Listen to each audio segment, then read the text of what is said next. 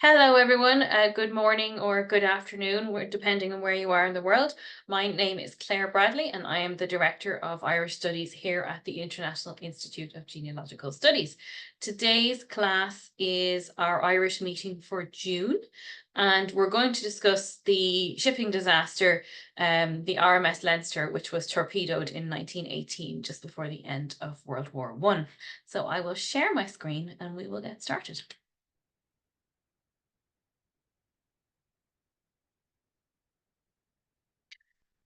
Okay, so the idea for this class is to look at types of records. Oh, someone's come in, hang on. The types of records that are, sorry, I'm just trying to see. Yeah, there we go. Here's Diane. To see what types of records are generated by disasters. So I thought I'd take one that I know an awful lot about, which is the RMS Leinster. That's a picture of the RMS Leinster, which is available on the internet. Now, the background to this disaster is that the RMS Leinster was a mailboat. So it sailed every day between Kingstown, which is now known as Dunleary, and Holyhead in Wales. So across the Irish Sea, it's about 60 miles. And it would take mail predominantly, but it would also take passengers. And during the wartime, it sometimes unofficially carried off-duty military personnel. Now, they weren't supposed to do that. They were a civilian vessel. And they, it would have been slightly underhand, but that would be the case. Now, they went every day across the sea, and they actually had a postal sorting room on the ship, which worked while they were traveling. And as you can see, it was a steamboat. So it actually was there was more than one mailboat that did this journey every day, and it was torpedoed by UB 123 on the 18th of October 1918. So it was just 3 weeks before the end of the war. And it was just 12 miles out from Dunleary when the torpedo hit. It was just past a lighthouse that's called the Kish Lighthouse. And there were approximately 771 people aboard the ship. And we now are able to estimate that about 569 of them were killed. So an enormous number of people. The exact figure is not precise because travel between Ireland and Britain was unregulated, as they were all part of the United Kingdom at the time. You didn't need to, they didn't keep records of passengers across the Irish Sea. It's something that is always a disappointment for, I find, our diaspora to discover, that they aren't able to check that their ancestor went from Dublin to Liverpool or on a boat on such and such a date. Now, they actually used to say it was a smaller number, but as a result of the centenary commemorations, there was a project to try and figure out in more detail that I was part of, and we got the number to 569 at that point. But there may well be more to be found. So why do I know about this in such great detail? It's because of this man. This man is my ancestor, Michael Joyce. I've mentioned him in a couple of past classes because he's a great case study. He was, as you can see from his very elaborate chain, the mayor. He was the mayor of Limerick, and he was the mayor of Limerick in 1905 and in 1906, so 2 terms of office. They have just, for the first time, directly elected a mayor in Limerick just 2 weeks ago. And I was thinking of writing to him and saying, I hope you do as good a job as my ancestor did. He was also concurrently a member of Parliament. So he was in the House of Commons in London for Limerick. And he represented Limerick for 18 years between 1900 and 1918. So he was a pretty busy guy. I often feel sorry for his wife, who presumably had to raise their children more or less on her own while he was away in London quite a lot. And he used to commute weekly to Parliament when it was in session. So he would, on Sunday, he'd go up from Limerick to Dublin, he would take the mailboat across to Holyhead, and then he would take the train down to London to be in time for Parliament. It's astonishing to me that you could do that in such a short time frame. I don't think today you could go on land from Limerick to London in such a short time. Everyone gets stuck at Crewe in England for hours, apparently. So he was on this boat, when it was torpedoed. Now he is something of a gateway ancestor. We knew about him in the family. Obviously, my grandmother remembered him well. He was her grandfather. So, you know, we have loads of photographs of him. Annoyingly, we have none of his wife, which is quite shocking, really. And he actually survived a number of shipwrecks in his life. 4 of them before his children were born. So it's lucky he did survive them for my sake. He began his working life at sea, and when after he'd been shipwrecked 4 times, he gave it up and he came back to Limerick and he became a river pilot on the Shannon, which many people were employed as river pilots on the Shannon. And I've actually been able to track the names of the other ships that he has been shipwrecked on through his Merchant Navy records. And I've been able to find newspaper articles about those ships when they sank and so on. So quite a lot of detail about his life and where he travelled and so on. And one of the shipwrecks, they were adrift in the North Atlantic for several days before they were picked up. It was an astonishing survival. But anyway, he survived all of those, and happily he survived this one too. But because he had been a man who had a sea career, he knew. He said he knew that it was a torpedo the minute it hit, and he put on his life belt and went on deck. And that's a quote from a newspaper interview that he gave after the event. And that's an important point about disasters, is that there will always be newspaper reports about them. So we'll talk about that further in a minute. But I want to give you the idea of what sort of records first would be generated by an event like this. So here's some historical context. It's the last month of World War I, although people don't necessarily know that. There would be destroyers patrolling the sea all the time.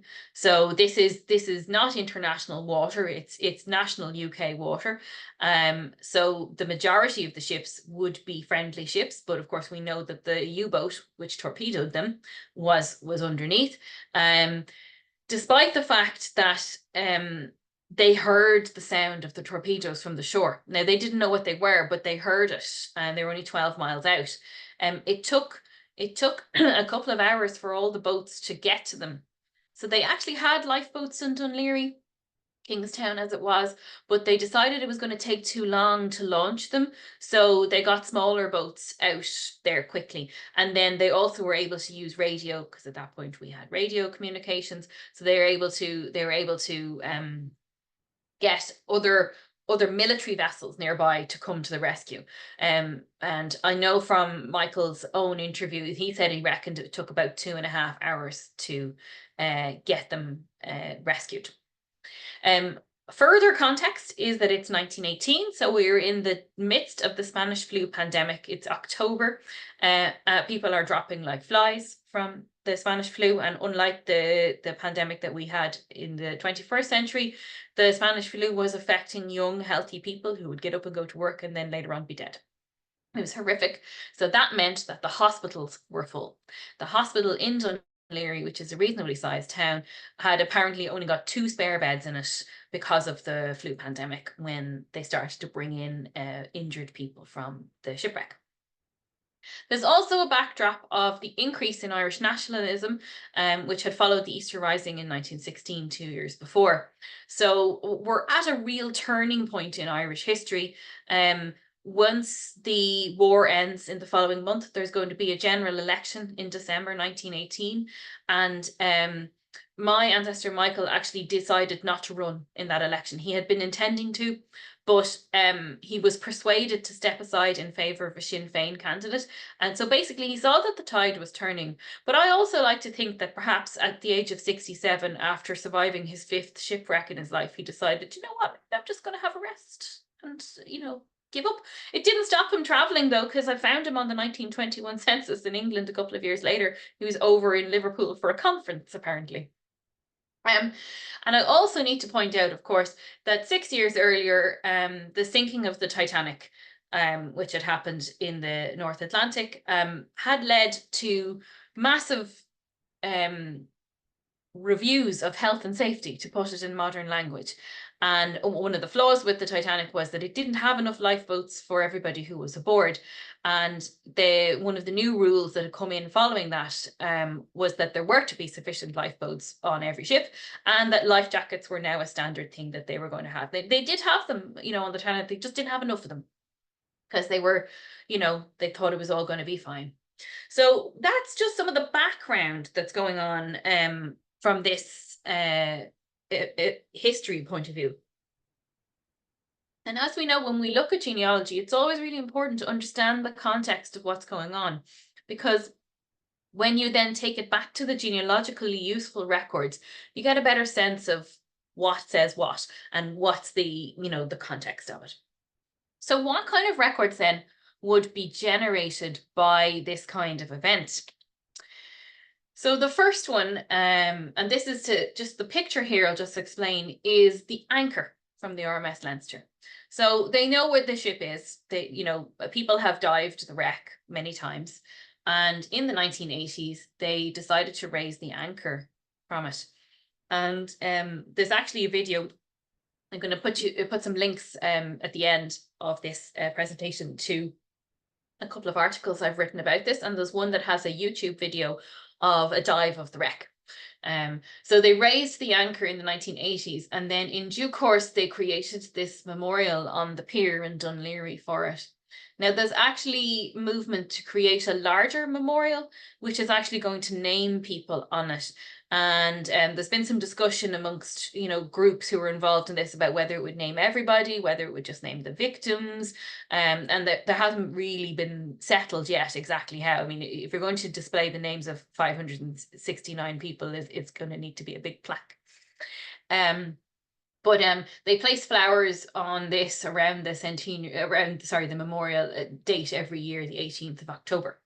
So one of the first things that we're going to consider that would be created from this is death records. Now we're going to look at a couple of examples in a minute, but consider here that these are not ordinary deaths.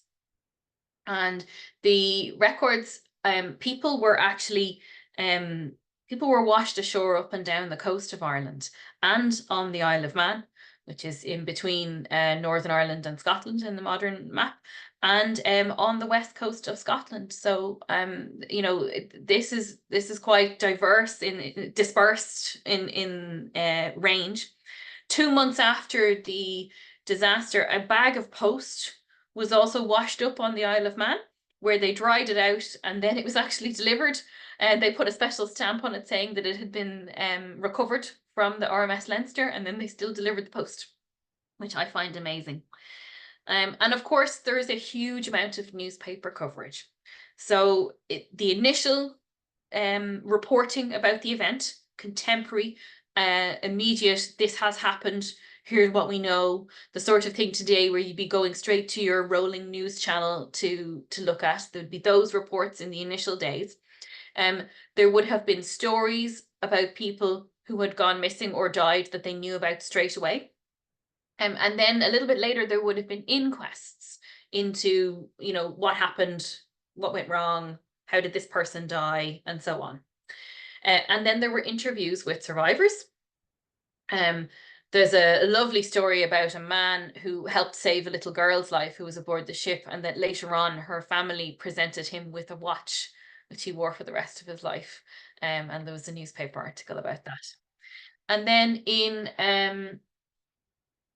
there was a funny noise there.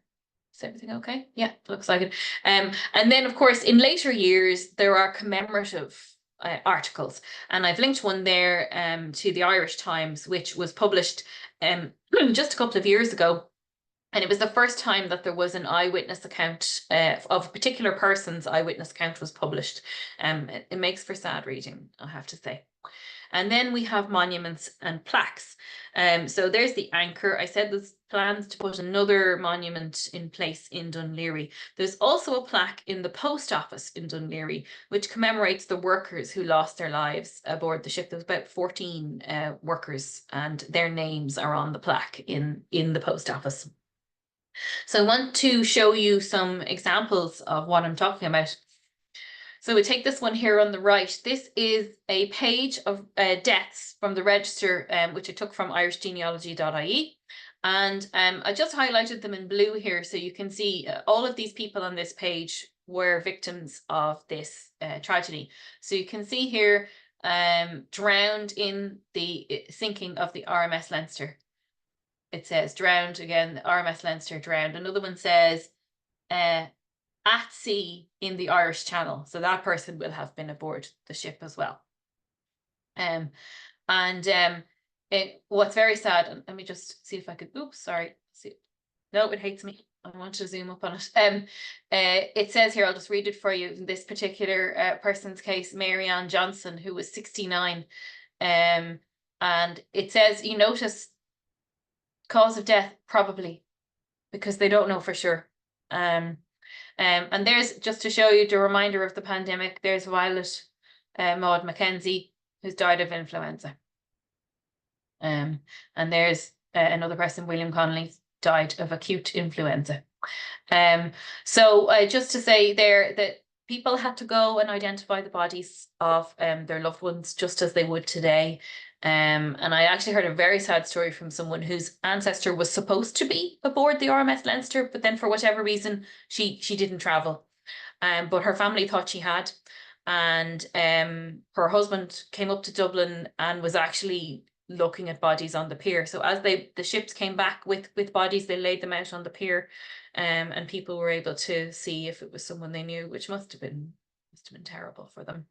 And he didn't find her because thankfully she hadn't been aboard the ship. But wouldn't you imagine she would have thought, oh, I must send a telegram and let them know I'm all right. She didn't think of that. So people here are identifying their the bodies of people who were aboard the ship. And sometimes they are relations and sometimes they're neighbors and things like that. And there's another phrase that you see sometimes, person there who caused the body to be buried. So they were in charge of the disposition of the remains. This here is from the Freeman's Journal, which was the paper of record in Ireland at that time. That date must be wrong because it's before, sorry. And this is a terrific crash scene described by Alderman Joyce MP. So as well as being a member of Parliament, he was still a councillor. So they used this older term, alderman, down in Limerick at the time. And this is just one of the accounts. He gave a couple more to some Limerick papers, with the Freeman's Journal was a national paper. And it says here, he told a Freeman representative, which interestingly is, the person's not named, they don't have bylines often on newspapers at this time, that he was on his way in London where he intended to go with a deputation to the Admiralty today. And then he gave his own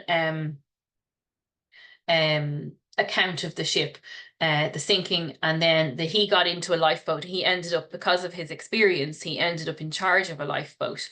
And particularly sad that he said that they tried to get people out of the water in the lifeboat, and that they managed to get a couple of people in, but then there were other people that they weren't able to get in, and that must have been heartbreaking for them to be so close to people and not be able to pull them aboard.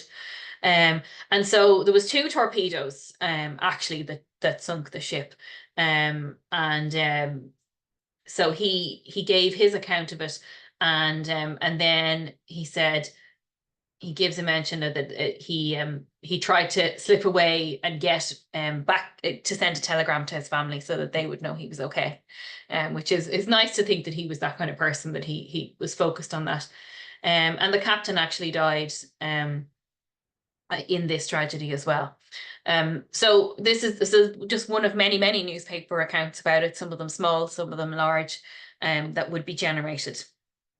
Now, as a result of the centenary, there was a project to try and create a database of the passengers who were aboard the ship, and I had a small part in that, in helping to write some biographies of people, which involved using just my genealogical skills to trace them.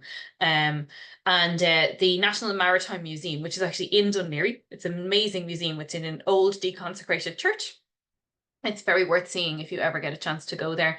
They have a small archive section where people can go and do studies. So oh, excuse me, the database is not on the internet, but it is on a computer in their archive. And they would also do a lookup for somebody. It's a couple of different websites. The RMS Leinster website is the main one, and it gives a lot of detail about the ship. And somebody's even written a song about it, and you can hear that if you are so inclined. I've written 2 articles. One is on my own website, and one is it's on this very funny link, which is when I was doing my master's in the University of Limerick.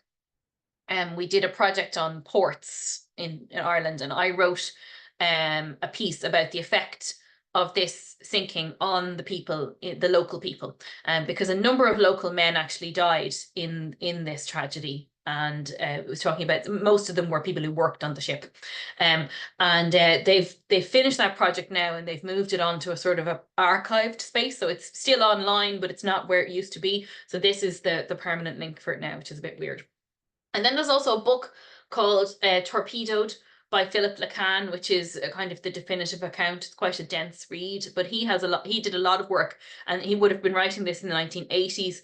And maybe the 90s as well. So he would have been doing it without the aid of the internet. It was pre-computerized research. So a lot of what has been achieved now is building on his earlier work. So there's quite a lot, as you can see, that you can recreate in a situation like this. I'm just going to put up my contact details, and I'm going to tuck off the screen share so we can have a chat about this as well. So has anyone got any ancestors who were involved in some kind of disaster? It doesn't have to be a shipping disaster, of course, but some kind of disaster that they've looked into from record point of view. Hi, Claire. It's Mary Lou here. Hi, Mary Lou. Nice to meet you over the internet. Yeah. Wonderful talk. Your ancestor was pretty lucky, surviving 5 shipwrecks. He really was. He really was. I wondered, did that give him the confidence to go into politics? That he felt he was like, oh, I can do anything. Yeah, well, if there were lotteries in the day, I hope he bought a ticket and won something. You know? Yes. But I think he actually won life's lottery. Never mind about the financial. He did, and he lived to be 89 as well. Like he lived a great long life after this even. Yeah. So I don't have any ancestors that survived disasters, at least not that I know of. But I just, for the benefit of the other people on the call here, I just wanted to let everybody know that Claire is one of the speakers at a conference that's upcoming on Irish family history. It's a virtual conference in October 26th, 27th. And it's being organized by the British Isles Family History Society of Greater Ottawa. So registration doesn't start till September 1st, but if you're not a member, it's $50 Canadian to register. So we hope the price point is right. But yeah, we're looking forward to having Claire speak, and she's one of 6 featured speakers. It's October 26th, 27th. So if you just go to Bifisco, BIFHSGO.ca, and you'll see the information, and you'll see Claire's picture there as well. So looking forward to meeting you online again at that point. Absolutely. Yeah, and the school will share that closer to the time of the registration date as well. Terrific. Okay, that's great. Yes. Yeah, I met Angie in Toronto last weekend. Yeah, which was really nice. She said she had a really nice time. Yeah, that's good. Good. Yeah. All right. So does anyone have any ancestors who were in a disaster, or that you think they were? And even if you don't think they were, remember that all your ancestors survived the Spanish flu, and much further back, they all survived the Black Death, because you wouldn't be here, if these things hadn't happened. But has anyone actually looked at any records of disasters that gave them extra information? Well, I had, this is just well, I don't know, I guess it wasn't minor for them, but my Irish great aunt, she got married on the day of this major hurricane in Philadelphia, which is unusual because Philadelphia doesn't get and I looked it up, and I looked up some newspaper accounts, and actually blew off part of the roof of the church where she got married. So I'm really trying to figure out, what the circumstances were there, and like why they were so insistent they had to get there that day or whatever to go through with the ceremony. So it was really interesting to read that. And what happened in the whole city, really, Yeah. about that hurricane. But yeah, that's the only thing, the closest thing I have, I I came think. across one for a client project recently where I was researching a DNA match, and I found a newspaper article. It was quite recent in terms of, you know, history. It was in the 1970s, but the parents of this DNA match had gotten married in the mid 1970s in Northern Ireland, and the wedding reception was bombed as part of the Troubles. But the article had a really funny tone of like, it was fine in the end and they went off on a lovely honeymoon. You know, it was like they were trying to make it okay that this horrific thing had happened on their wedding day. They're like, they're fine, they're married, it's good. You know, and then they went on and described like the bride's going away outfit. I love when they describe things like that in newspaper articles, but you know, you just never know what you're going to find in those sorts of things. And of course, we've all looked at death records. But I don't know if you're like me, you look at every death record on the page if there's more than one name on the page, because of course you're scanning down to find what you're interested in, but you can't help reading about the other things that are on the page and finding additional information. Sometimes I end up getting sidetracked and I start looking up those people then if it's a particularly interesting or sad, or maybe it's just a name you recognize, you know. Trisha just said something in the chat. Let me look at it. Trisha says, oh, your great grandfather perished in the flu pandemic and you're still working on finding his records. That's amazing. And his widow was an amazing woman. That's lovely. Yeah, so many people died in that. And there's a wonderful book, well, wonderful is the wrong word, but a brilliantly researched book on the flu pandemic in Ireland, which is called Stacking the Coffins by Dr. Ida Milne. It's based on her doctoral research. And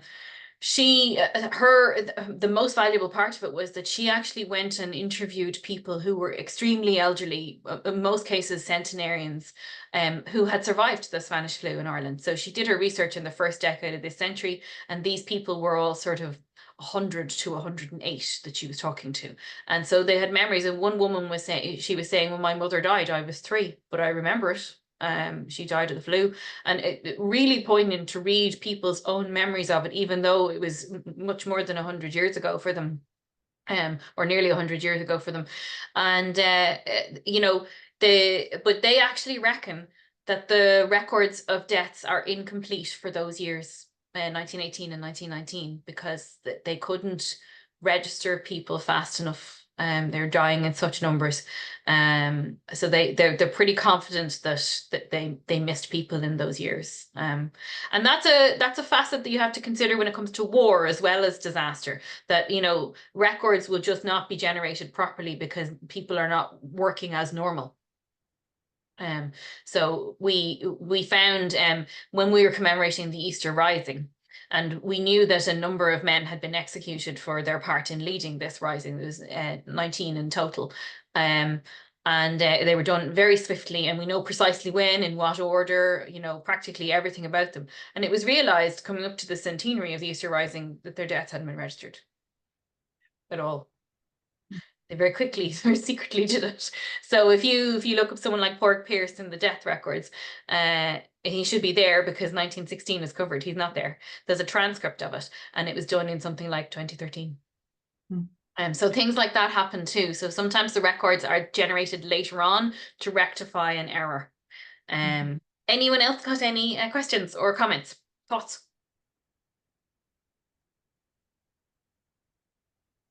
I just did have oh, go ahead. Go ahead.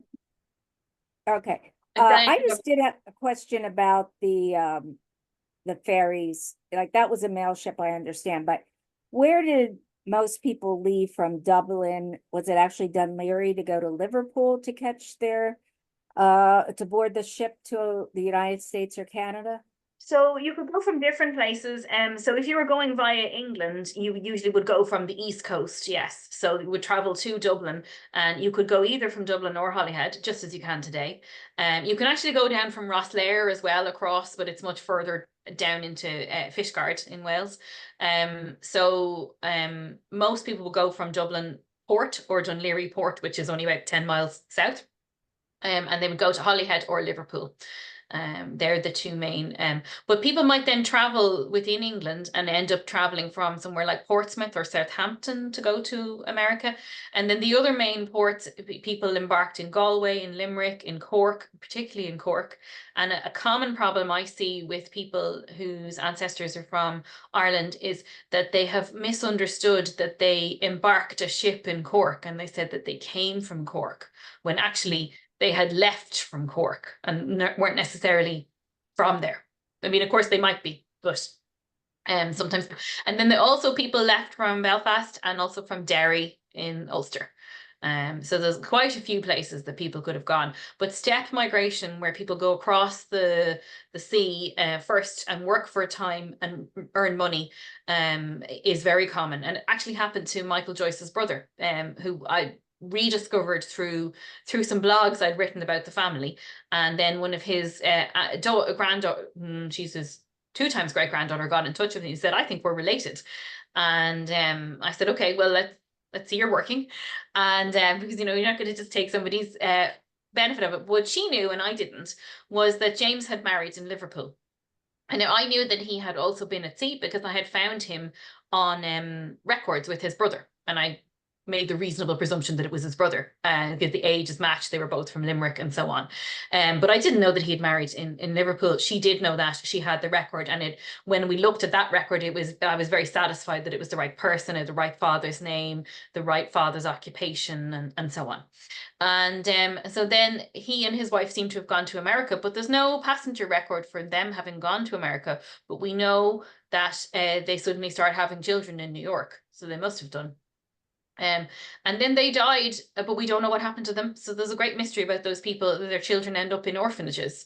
And I know that my cousin Kathy has done quite a bit of work trying to establish any more detail. And she worked with a New York genealogist. So they got some of the way, but they didn't get the whole way.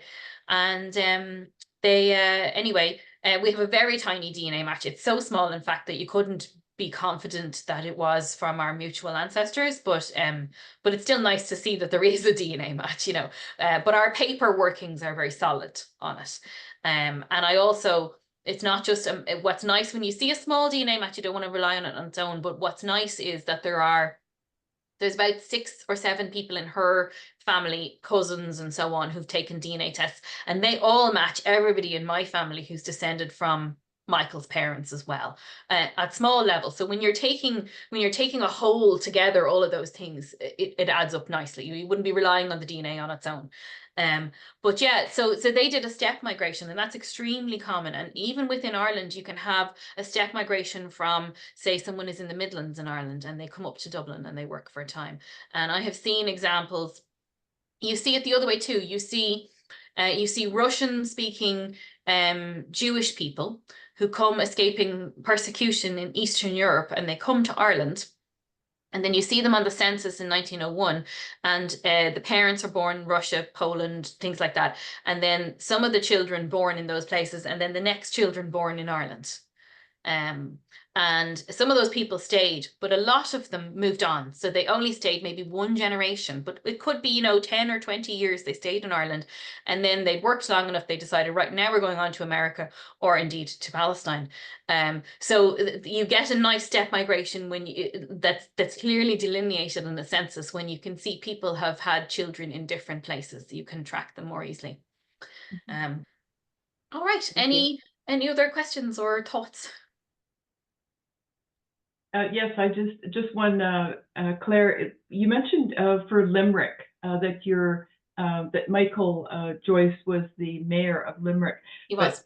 But, you mentioned something about an alderman. So is that the terminology alderman, is that equivalent to mayor in? No. It's more equivalent to a councillor. So in Ireland today, we have county councils which run the administrative structure, and they would have in the past as well. Although at that point they would have called it Limerick Corporation. And we would have had Dublin Corporation as well. So aldermen were people who were on the corporation, you still hear that term in Northern Ireland today as well. Some people are aldermen and some people are councillors, but they're roughly equivalent terms. So they're like a local politician elected, and then one of them would be then chosen to be the mayor each year. Okay. So he Oh, would have been okay. an alderman at the same time as he would have been a mayor. Oh, I see. Okay, great. Okay. And he would have been the MP as well. So who's a busy guy? I don't know. I wonder which of those was being neglected, frankly, because he Yeah. couldn't possibly be doing all those things at the same time. Definitely his children were being neglected, I'd say. And That's one final multitasking. one final anecdote about him, which I cannot prove and I would dearly love to, is that there's a story that he once met Mark Twain at a conference, a river pilots conference, and that they were Oh. introduced to each other as the Shannon pilot to the Mississippi pilot. And I would love to know that that was true, but I actually, and it might be possible to figure it out, because Mark Twain's life would be very well documented. You could probably pinpoint times that he was in places where they had conferences about maritime safety and so on. Yeah. So. Speaking of well-known people, have you proved any relationship to James Joyce? None whatsoever. But there is a funny story that my late great aunt, who was a great chancer, once she used to tell everybody. She was living in California. She used to tell everyone she was related to James Joyce, and her son came over to visit in the about 20 years ago now, and I was working on the family tree, and I was showing it to him, and he was like, "Where's James?" And I said, "What James?" He said, "James Joyce." And I said, "We're not related to James Joyce." He went, and he takes out a mobile phone that is, you know, this size, and he rings his mother in California, which seemed enormously extravagant at the time. I went, "To James Joyce." And I hear her down the phone going, "She never said that." She just blatantly went, I haven't been saying that for the last 40 years at all. And he was like, "She says this every time we meet people." No, we're not. They are from a totally different part of Ireland. Our Joyces are Limerick entirely, and his are Galway. I mean, admittedly, are near each other, but Yeah. Joyce is a reasonably common name. Yeah. Yeah. Great. So I'm gonna stop the recording then,